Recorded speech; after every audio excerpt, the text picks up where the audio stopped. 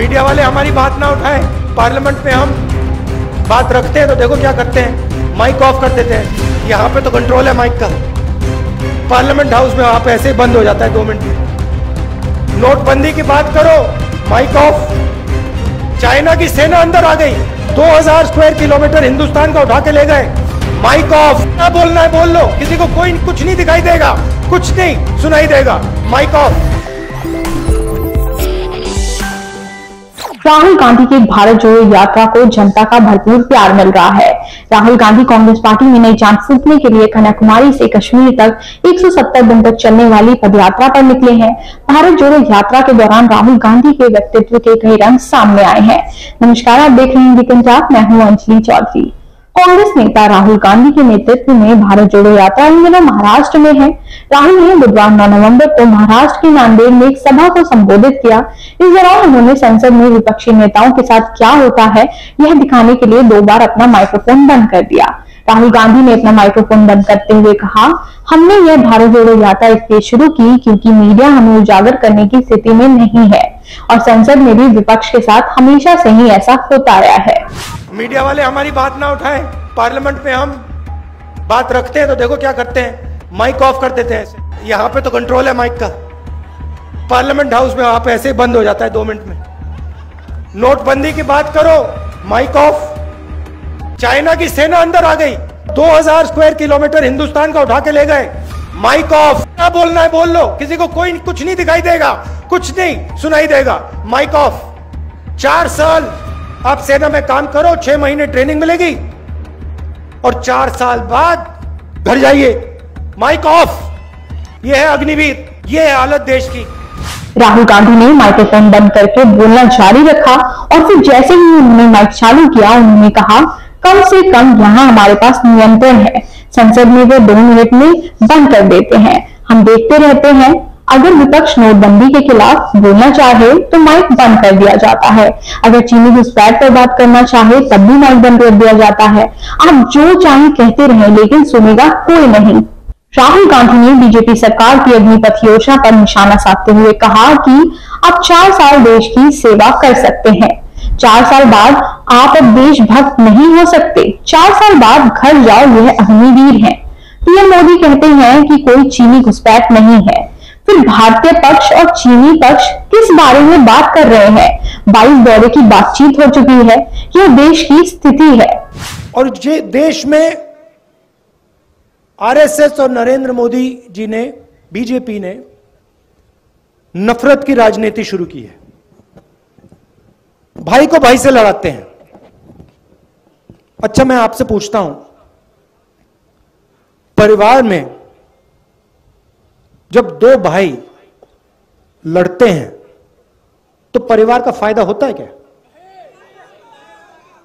परिवार में बेटा और पिता लड़ता है, परिवार आगे जा सकता है क्या? बर्बाद होता है ना। तो फिर आप मुझे समझाओ, अगर जब भाई भाई के साथ लड़ता है परिवार बर्बाद होता है, तो फिर यहां देश में अगर भाई भाई से लड़ेगा तो देश का क्या होगा? बर्बाद होगा। तो ये लोग अपने आप को देशभक्त कहते हैं। कैसे देशभक्त हैं ये?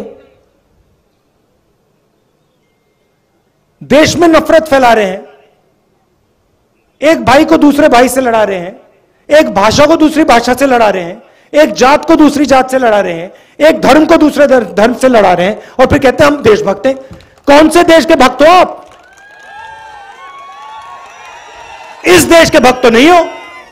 राहुल गांधी ने युवाओं को संदेश देते हुए कहा कि किसी भी चीज से डरने की जरूरत नहीं है, केवल नरेंद्र मोदी या आरएसएस की बात नहीं है, बल्कि किसी भी चीज से डरने की जरूरत नहीं है। उन्होंने कहा कि अगर आप किसी चीज से नहीं डरते हैं तो आप कभी भी किसी चीज से नफरत नहीं करेंगे। डरो मत, किसी चीज से डरो मत। मैं नरेंद्र मोदी की बात नहीं कर रहा हूं, मैं आरएसएस की बात नहीं कर रहा हूं। जिंदगी में किसी चीज से डरो मत, कभी नहीं डरो। अगर डरोगे नहीं तो किसी से नफरत करोगे नहीं, हो ही नहीं सकता। तो अपने दिल में से डर को निकाल दो और जो ये देश है इसमें नफरत मत फैलाओ, इसमें भाईचारा और प्यार फैलाओ। देशभक्ति करनी है। देशभक्ति देश को बांटने से नहीं होती। एक तरफ झंडे को सलूट मारा, दूसरी तरफ एक भाई को दूसरी भाई से लड़ा दिया, ये देशभक्ति नहीं है, ये देश को कमजोर करने का काम है। तो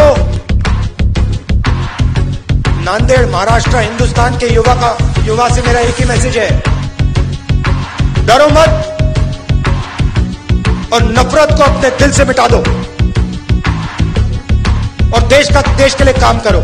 महाराष्ट्र से बाहर जाने वाले निवेश पर भी राहुल गांधी ने प्रदेश की सरकार और केंद्र सरकार पर हमला बोला। उन्होंने कहा कि राज्य की परियोजनाओं को 2-3 उद्योगपतियों को दे दी जा रही हैं क्योंकि वे प्रधानमंत्री के दोस्त हैं। उन्होंने आरोप लगाते हुए कहा कि केंद्र सरकार की तरफ से बंदरगाह, बुनियादी ढांचा, दूरसंचार, कृषि क्षेत्र से जुड़े प्रोजेक्ट इन्हीं लोगों को दिए जा रहे हैं। आपको बता दें, तमिलनाडु के कन्याकुमारी से 7 सितंबर को शुरू हुई इस भारत जोड़ो यात्रा का आज 64वां दिन है और महाराष्ट्र में चौथा दिन। राहुल गांधी ने नांदेड़ के लोहा इलाके के कापसी चौक से सुबह 6 बजे अपनी पदयात्रा शुरू की। चौक पर सुबह सुबह बड़ी संख्या में लोग कांग्रेस नेता से मिलने के लिए एकत्रित हुए थे। महाराष्ट्र के पूर्व मंत्री और शिवसेना नेता आदित्य ठाकरे शुक्रवार को यात्रा में शामिल हो सकते हैं। फिलहाल इस खबर में बस इतना ही। बाकी के तमाम अपडेट्स के लिए बने रहें दी कंटाप के साथ और चैनल को लाइक, सब्सक्राइब और शेयर करना ना भूलें। नमस्कार।